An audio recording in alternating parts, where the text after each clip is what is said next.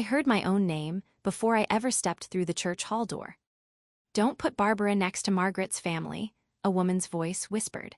"People still remember how she stole another woman's husband." The words stopped me with one hand still resting on the brass handle. It wasn't the accusation that hurt. Rumors have a peculiar way of growing old without ever growing weak. This one had followed me for 34 years, changing shape every time it was repeated, but always ending the same way. Barbara Ellison had ruined a family. Barbara Ellison had built her happiness on another woman's heartbreak. Barbara Ellison had smiled while another wife cried. By now, some people spoke those sentences as though they had witnessed them themselves. The truth was that almost none of them had even been born. I stayed where I was for another few seconds, listening. They're saying Evelyn's sister might not even come if Barbara is sitting at the head table. Honestly, maybe that's for the best. I just don't want any drama before Emily's wedding. There was a soft chorus of agreement. Then someone laughed. Not cruelly. Almost casually. As if discussing where to place flower arrangements. I finally opened the door. The conversation vanished before my second foot crossed the threshold. Smiles appeared. "Barbara, there you are.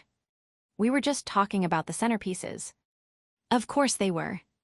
People who gossip rarely admit what they were discussing 5 seconds earlier. I smiled back. After nearly 70 years, I'd learned that silence often unsettled people far more than anger ever could. "I brought the white roses," I said. Emily hurried across the room and hugged me before anyone else could speak. She smelled faintly of lavender shampoo, exactly like she had when she was 10 years old. "I knew you'd make them beautiful." "I always do." She laughed. For a few moments, the whispers disappeared. That was Emily's gift. She made people behave like better versions of themselves. At least while she was watching. I spent the next hour trimming stems, arranging hydrangeas, and pretending not to notice the conversations that stopped every time I walked near them. Old habits. Small towns develop them the way old houses collect dust. Ashland looked charming to visitors. Bookstores. Brick sidewalks.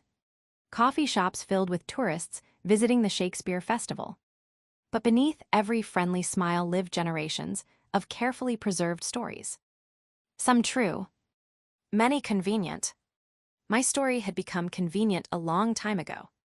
Most people believed my late husband, Thomas Ellison, had abandoned his first wife because he fell hopelessly in love with me. Simple stories are comforting. They require no uncomfortable questions. The complicated truth had remained inside a cedar box in my attic for over 3 decades.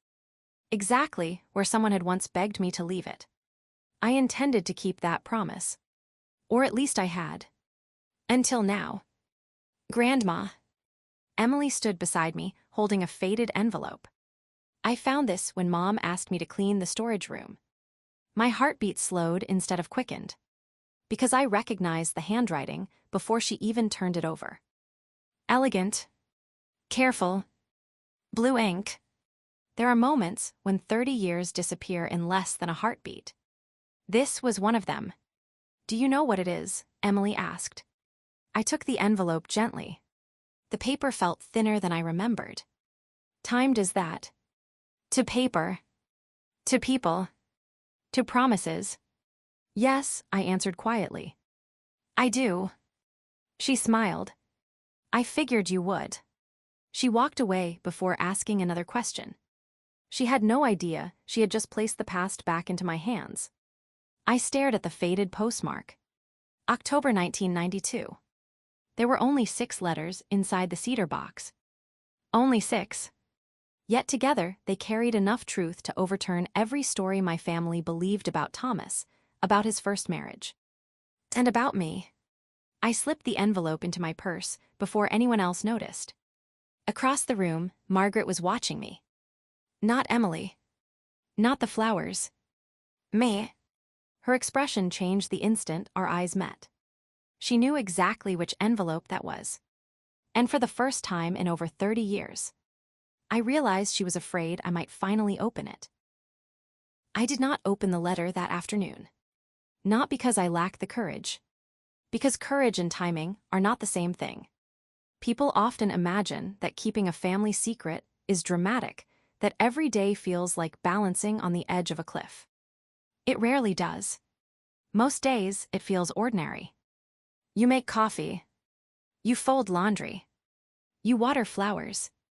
And somewhere in the back of your mind sits a single truth that quietly changes the meaning of every conversation around you. I slipped the envelope beneath my recipe book after I returned home. The cedar box remained exactly where it had always been, on the highest shelf of the attic closet behind 2 old Christmas wreaths. For 34 years, no one had asked to see what was inside. No one except one person. Thomas. 3 weeks before he died. The memory arrived so clearly that I could still hear the rain striking the hospital window. Promise me something. His voice had become softer during those last days, but his eyes never lost the steady kindness that had first drawn me to him. What is it? If people decide they need someone to blame. I smiled sadly. They already have. He closed his eyes for a moment. I'm sorry. Those 2 words weighed more than every explanation that followed. Not because Thomas had betrayed me. Because he had spent decades believing silence was protecting everyone. Including me. Especially me. He reached toward the bedside table. The cedar box rested there then. Smaller than most people would expect. Inside were 6 letters, 2 photographs, and 1 folded church bulletin. Nothing more. Nothing less. I should have destroyed them. No. They've only caused pain. They've prevented even worse. He looked at me for a long time. If the day ever comes. I know. You'll decide. I nodded. Neither of us finished the sentence.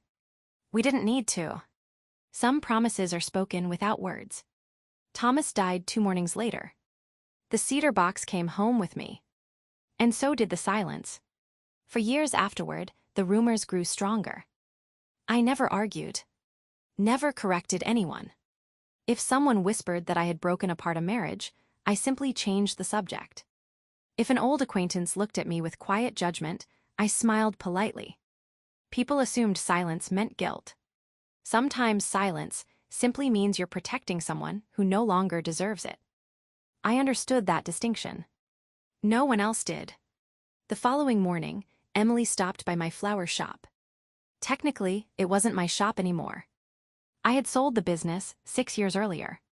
The new owner insisted I come in every Thursday because, according to her, customers bought more flowers whenever I stood behind the counter.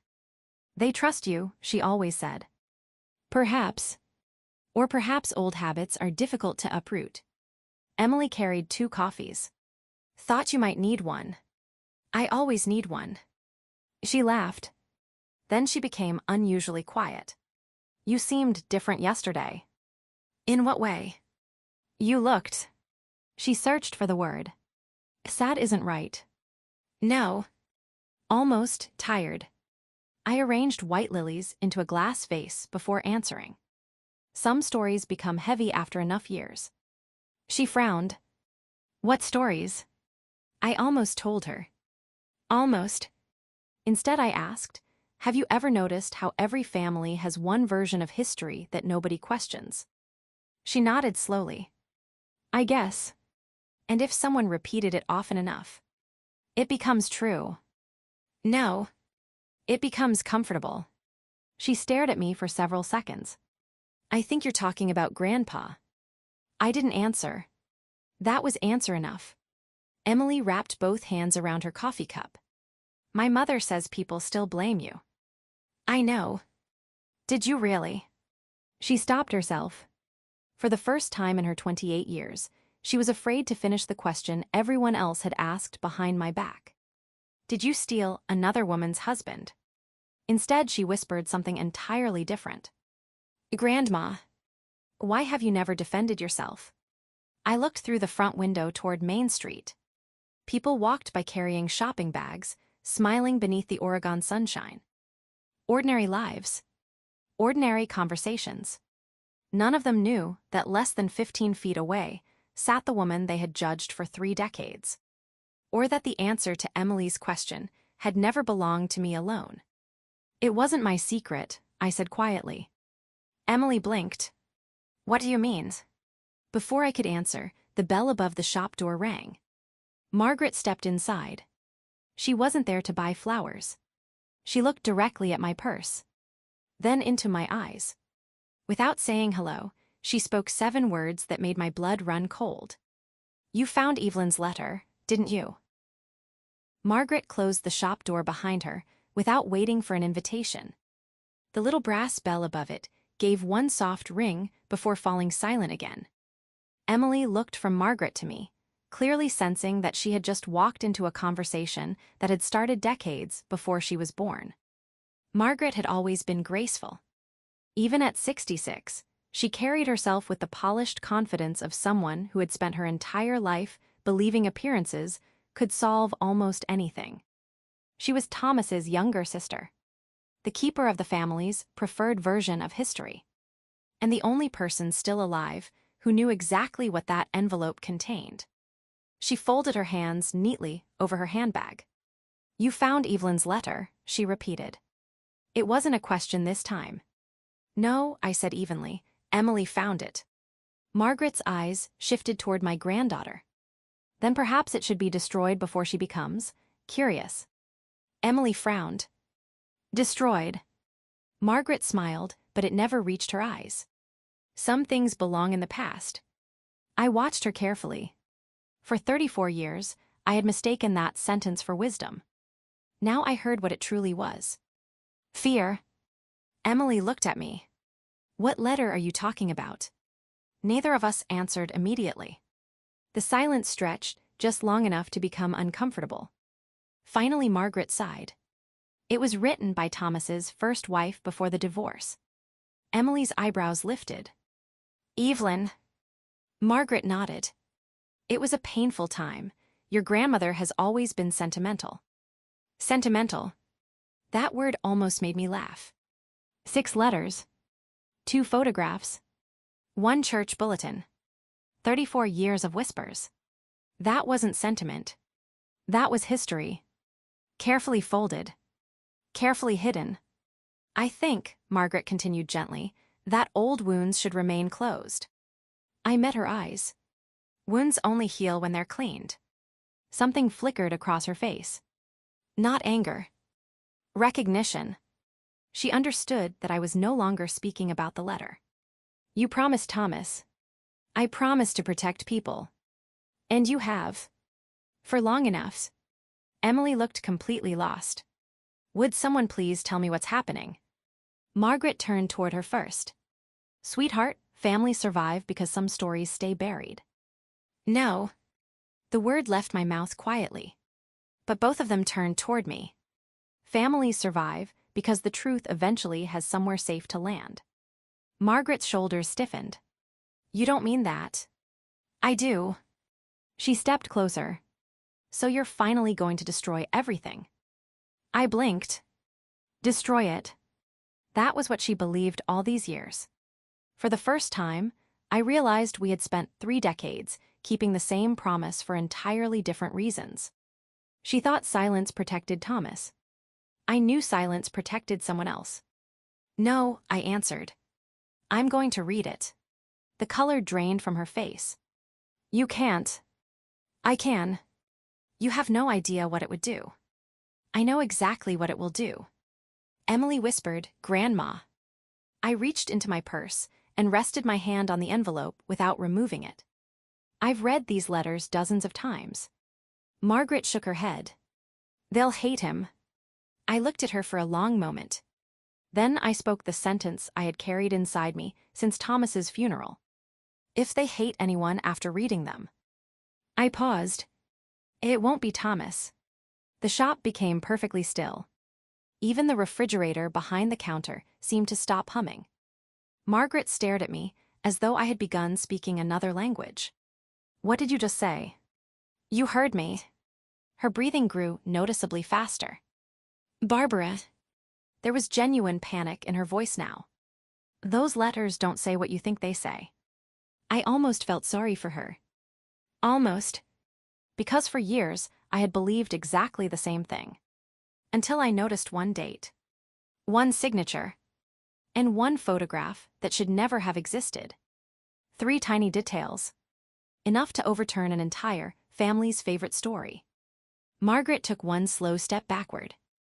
When? What? When are you planning to do this? I thought about Emily's wedding. About the long table, already being arranged inside the church hall. About the empty seat where Thomas should have been. And about the woman whose name everyone remembered, but whose own words no one had ever been allowed to hear. I answered with complete calm. During the rehearsal dinner, Margaret closed her eyes. When she opened them again, there were tears I had never seen before. She whispered only one sentence. You still don't know who that last letter was really written for. And before I could stop her, she turned, opened the shop door, and walked away. I did not sleep that night. Not because Margaret had frightened me. Because she had confused me. For 34 years, I had believed there were only 2 versions of the story. The one the family repeated. And the one Evelyn had writ. Now Margaret had suggested there was a third. I made tea at 2 in the morning and carried the cedar box downstairs for the first time in almost 7 years. It was lighter than I remembered. Age has a way of making every object feel different. The brass latch clicked open with the same soft sound it had made every other time. 6 letters, 2 photographs, 1 folded church bulletin. Nothing had moved. I laid everything across the dining room table exactly as I always did. Chronologically, Thomas had insisted on that. If anyone ever reads them, he once said, they deserve the truth in the right order. At the time, I thought he meant the family. Now I wondered whether he had meant me. I read the first letter. Then the second. Then the third. By sunrise, I reached the 6th. The final page still carried Evelyn's elegant handwriting. But this time, I noticed something I had somehow ignored for more than 3 decades. Not the words. The envelope. Every previous letter had Thomas's full name written across the front. Thomas Ellison. The final envelope did not. It simply read, to the one who deserves the truth. No name. No address. Just those 7 words. A chill passed through me. I turned the envelope over. The seal had already been broken years ago. By Thomas. Or so I had always assumed. I slid the letter back inside and stared at the faded paper. Margaret's words echoed in my mind. You still don't know who that last letter was really written for. For the first time, I wasn't certain she was trying to stop me from reading it. Perhaps she had been trying to tell me I had misunderstood it all along. Later that morning, I drove to St. Andrew's Church. The rehearsal decorations were nearly finished. Emily was arranging place cards, while volunteers tied white ribbons to the pews. She smiled when she saw me. You actually came early. I wanted to help. She studied my face. You look exhausted. I've been remembering. She nodded as though that explained everything. Perhaps it did. Memory can be heavier than sleeplessness. As we worked side by side, she suddenly asked, Did Grandpa ever talk about Evelyn? Only twice. And the first time, he said he hoped she eventually found peace. Emily waited. The second, he told me there are mistakes people make. I carefully straightened one of the table runners. And then there are stories people allow to grow, because correcting them would hurt someone else. Emily frowned. I don't understand. Neither did I. Not then. That afternoon, I visited Oak Hill Cemetery. Thomas had been gone for 8 years. His headstone stood beneath an old maple tree that turned brilliant red every autumn. I brushed away a few fallen leaves. I think it's finally time, I said aloud. The cemetery offered no reply. It never had.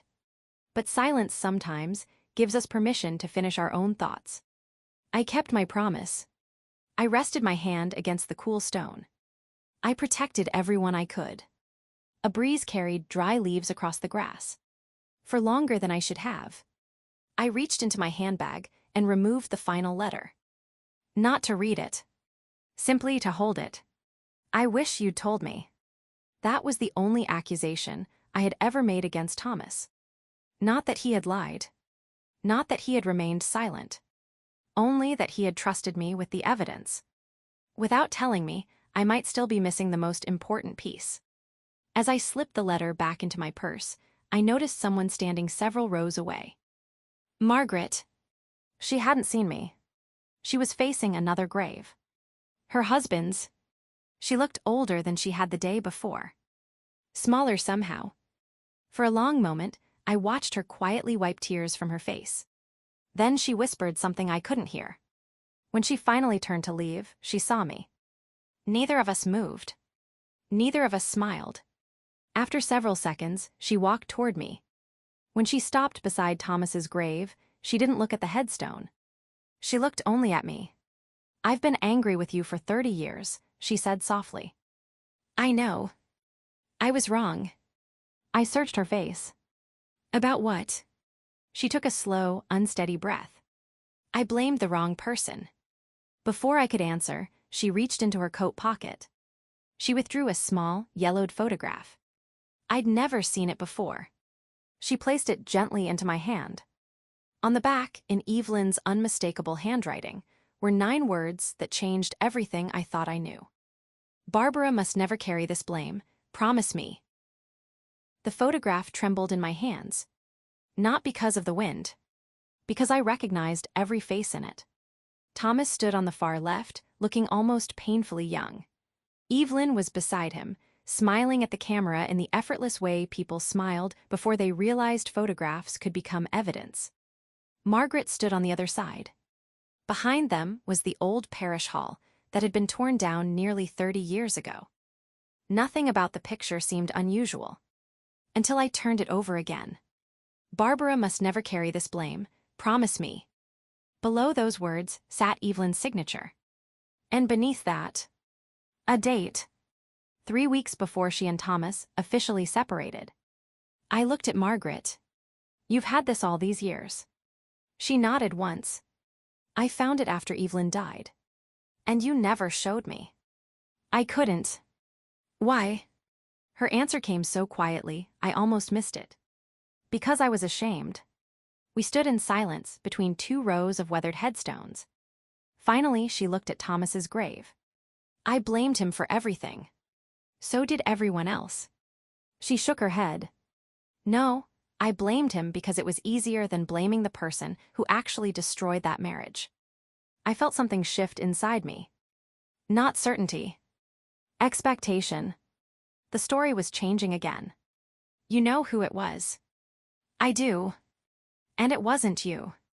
No. It wasn't Thomas. Another slow shake of her head. No. For a moment, neither of us spoke.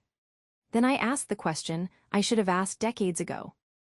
Why did Evelyn write that I must never carry the blame? Margaret closed her eyes. Because she knew exactly what people would believe after she left. And she let them. No. Her voice cracked. She tried to stop it. Margaret reached into her handbag and carefully removed a folded piece of paper. Not one of the letters. Something else. This arrived 6 months after the divorce. I unfolded it. It was a church bulletin. Exactly like the one inside my cedar box. Except this one had writing in the margin. A single sentence. If Barbara ever reads my letters, tell her I kept my promise too. I stared at the handwriting. Evelyn's. I don't understand. You will. Margaret looked toward the church steeple rising above the trees. Because you've been reading the letters as Thomas's wife. She met my eyes. But Evelyn wrote them for a different reader. That evening, I spread everything across my dining table once more. This time I ignored the order. Instead, I read every sentence that mentioned my name. There weren't many. In the first letter, nothing. The second, nothing. The third, only one passing reference. By midnight, I reached the final page again. And suddenly I saw it. Not a hidden sentence. A missing one. Halfway through the last page, Evelyn wrote, "I know you will eventually tell her everything that happened that spring. If her, not them, not the family. If her." The entire letter had never been addressed to Thomas alone. It assumed someone else would one day be reading it. Someone Thomas trusted completely. Someone Evelyn herself wanted to know the truth. Me? I leaned back in my chair. For 34 years, I had believed I was preserving Thomas's secret. In reality, Thomas had been preserving Evelyn's voice. He had never intended those letters to stay hidden forever. Only until the right moment. And perhaps, until the right person was ready to carry them. I opened the cedar box again. For the first time, I looked beneath the faded velvet lining. I had never had any reason to. The fabric lifted easily. Underneath lay one final envelope. Smaller than the others. Unopened. My name written across the front in the same graceful blue handwriting. Not Barbara Ellison. Not Mrs. Ellison. Just Barbara. No one had ever mentioned it. Not Thomas. Not Margaret. Not anyone. I touched the edge of the envelope without opening it. After all these years, there had been a seventh letter.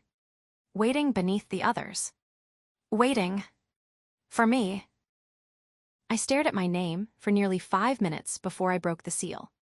The paper had yellowed with age. The folds were sharp, untouched by time. Whoever had placed it beneath the velvet lining had intended for it to remain hidden until someone deliberately searched for it. Thomas had known it was there. That realization hurt more than I expected. Not because he had kept another secret. Because he had trusted that one day I would understand why. I unfolded the letter. The first line stole the air from my lungs. "Dear Barbara, if you are reading this, then Thomas has finally decided you deserve the whole truth." I had to stop. Not because of tears. Because suddenly, every conversation I had ever replayed in my mind sounded different. Thomas had never said, "Don't tell them." He had only asked me to protect people. I had decided that protection meant silence. Evelyn had meant something entirely different. I kept reading. "By the time this reaches you, people will probably believe that you stole my husband." You didn't. The room disappeared around me. For 34 years, I had waited for anyone to say those 3 words aloud. Instead, they had been waiting inside a sealed envelope. Written by the very woman everyone believed should have hated me.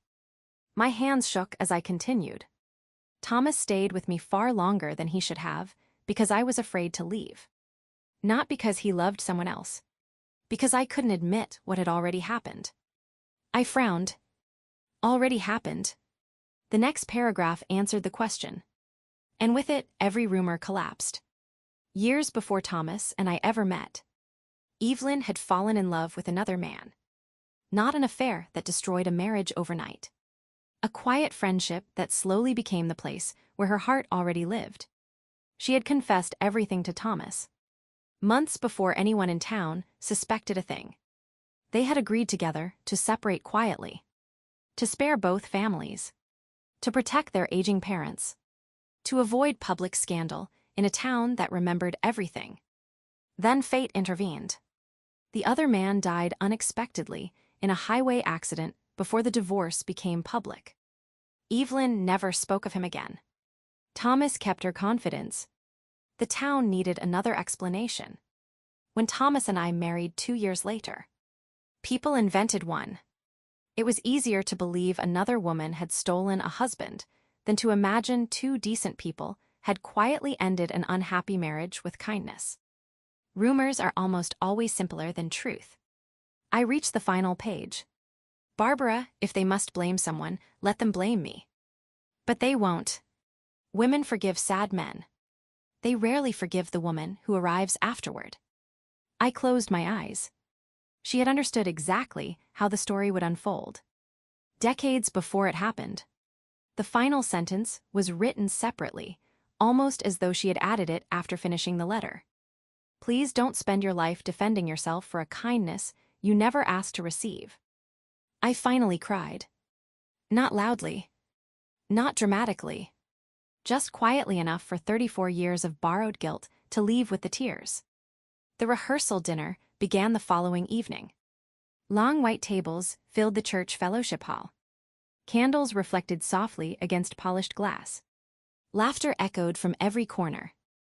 Outwardly, it looked like every happy family celebration. Only 4 people knew differently. Margaret, Emily, me, and in a way, Evelyn. Emily found me near the window. You brought the cedar box. I did. She looked at it carefully. Is tonight really the night? Yes. Are you afraid? I smiled. I've already lived through the hardest part. Which was 34 years of letting other people tell my story. She slipped her hand into mine. You won't be alone. Across the room, I saw Margaret speaking quietly with Emily's mother. Then she looked toward me. Instead of fear, she gave me the smallest nod. Not permission. Gratitude. The room slowly settled as everyone found their seats. Conversations faded. Someone tapped a spoon gently against a water glass. Emily stood. I'd like Grandma Barbara to say a few words before dinner. Every face turned toward me. I stood slowly, placed the cedar box on the table, lifted the smallest envelope, and before anyone could interrupt, I said the 7 words that would change my family's history forever. This story never belonged to me alone. No one reached for their food. The room became so quiet that I could hear the old ceiling fan turning above us. I rested one hand on the cedar box. For most of my marriage, I began, I believed I was protecting my husband. I looked around the room. I was wrong. Several puzzled faces turned toward one another. Emily sat perfectly still. Margaret lowered her eyes. I've listened to the same story for 34 years. I smiled gently. Some of you heard it from your parents, some from neighbors, some simply accepted it because everyone else already had. I paused. The story says I stole Thomas Ellison from his first wife. No one interrupted, because no one could honestly deny that they had heard it. I never defended myself. A man near the far end of the table quietly asked, "Why not?" Because I believed defending myself would expose someone else's pain. I opened the cedar box. Inside lay the 6 familiar letters. Then I lifted the 7th. This letter was written by Thomas's first wife. Several people exchanged surprised glances. Evelyn. Yes. I unfolded the pages carefully. The first time anyone other than Thomas and I has ever seen these words. My voice remained steady. I began to read. By the time you read this, people will probably believe Barbara stole my husband. The room froze. She didn't. I stopped. No explanation. Just those 2 words hanging in the air. She didn't. Sometimes truth requires no decoration. I continued. I read about Evelyn's friendship. About the quiet decision she and Thomas had made together. About their determination to protect aging parents from public humiliation. About the man she had truly loved. About the accident that took him before anyone ever knew his name. I watched faces change as each paragraph erased another year of certainty. No one looked angry. Only bewildered. Then I reached the final lines. Women forgive lonely husbands. A faint tremor entered my voice. They rarely forgive the woman who arrives afterward. Several people lowered their heads. Please don't spend your life defending yourself for a kindness you never asked to receive. I folded the letter. No one spoke. Not immediately. 34 years of gossip had finally collided with 3 pages of quiet handwriting. The silence belonged to Evelyn now. Not to me. After nearly a minute, someone pushed back a chair. It was my daughter, Rebecca. She walked toward me slowly. I believed it. Her voice was barely above a whisper. I know. I never asked you. I know. She covered her mouth with one trembling hand. I thought Dad had simply fallen in love with someone else. So did almost everyone. She began to cry. Not because her father had disappointed her. Because he hadn't. Everything she believed about him had shifted in a matter of minutes. Rebecca knelt beside my chair. I'm so sorry. I touched her cheek. There is nothing to forgive. I judged you. You believed the story you were given. I should have asked. I smiled. Yes. Across the room, another chair scraped against the floor. Margaret stood. She looked older than she had the week before. Perhaps because secrets age us faster than years ever do. There is something else, she said. Everyone turned toward her. She drew a slow breath. I owe Barbara the apology none of us ever gave. She faced the room. I knew pieces of the truth. Her voice broke. But I let people believe the lie because blaming Barbara meant nobody asked harder questions about the rest of us. No one moved. She continued. I wasn't protecting Thomas. She looked directly at me. I was protecting myself. The words settled over the room with even greater force than the letters had. For the first time that evening, someone had confessed without being accused. I walked to Margaret and took her hands. You've carried enough. Tears slipped down her face. So have you. I nodded. Not anymore. At the far end of the hall, Emily quietly stood. She lifted her champagne glass. I think, she said softly, my wedding should begin with the truth. Every guest rose to their feet. Not to applaud. Not to celebrate. Simply to honor a woman whose voice had finally been heard. 34 years after she had written it. The next morning felt strangely ordinary. The sun rose over Ashland exactly as it always had. The bakery opened at 7. The church bells rang at 8. People carried coffee across Main Street. Life, it seemed, had not noticed that one family's history had quietly been rewritten the night before. But families notice. Not all at once. Not in dramatic speeches. In small moments.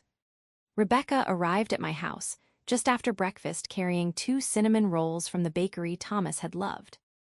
She didn't knock. She never had. When I opened the door, she simply wrapped her arms around me. Neither of us spoke for a long time. Finally, she whispered, I spent half the night reading Grandpa's letters. I know. Emily let me. I nodded. I wish I'd asked years ago. I wish I'd trusted that you were ready. She smiled through tired eyes. Maybe neither of us was. That was probably true. Truth has its own season. Force it too early, and people reject it. Wait too long, and they mistake silence for agreement. We had done both. Emily's wedding began that afternoon beneath clear Oregon skies. There was no tension in the church. No whispered conversations that stopped when I entered. No careful rearranging of seats. When the ushers asked where I wished to sit, I smiled. Anywhere. Emily overheard me. She laughed. No. She took my arm. You belong exactly where Grandpa wanted you. She led me to the front row. The seat beside mine remained empty. Reserved. A single white rose rested there. Not for me. For Thomas. During the ceremony, I caught Margaret quietly wiping away tears more than once. Afterward, during the reception, she approached me holding a small wooden frame. Inside was the old photograph we had found. On the back, still hidden from view, remained Evelyn's handwritten promise. Barbara must never carry this blame. I'd like you to keep it, Margaret said. It belongs to all of us. It belongs to you. She shook her head. No. It belongs to the woman who honored it. I accepted the frame. Not as proof. Not anymore. The letters had already done that. I accepted it because forgiveness deserves something tangible to rest beside. Over the following months, something unexpected happened. People stopped telling the old story. Not because everyone suddenly knew every detail. Most never read the letters. They didn't need to. Families don't heal because every secret becomes public. They heal because someone finally tells the truth that matters most. Sometimes only one sentence is enough. She didn't. Those 2 words traveled farther through Ashland than 34 years of gossip ever had. The woman at the grocery store, who had once looked away, now smiled. Neighbors who had quietly judged me began asking about my garden instead of my past. No one ever apologized. Most people don't. They simply begin treating you differently. Sometimes that is apology enough. Several weeks later, I climbed into the attic one final time. The cedar box sat exactly where it always had. I opened it slowly. Inside remained copies of the letters. The originals had been placed, with the family's agreement, in the local historical archive, alongside Thomas and Evelyn's written permission for future generations of our family to read them. Not to expose anyone, but so that no one would ever have to guess again. The box looked almost empty now. Lighter, as though paper could lose weight after the truth had been spoken. I smiled to myself. For years I had believed I was carrying Thomas's secret. Then I discovered I had really been carrying Evelyn's final act of kindness. Neither of them had asked me to sacrifice my reputation forever. They had simply trusted that, when the right moment came, I would choose truth over fear. I closed the lid gently, locked the brass clasp, and carried the empty cedar box downstairs. Not because it still held a secret, but because it reminded me of something I hope every family learns before it's too late. A rumor can survive for decades. A lie can become tradition. Silence can even begin to sound like proof. But all it takes to change the future is one person willing to let the right voice be heard.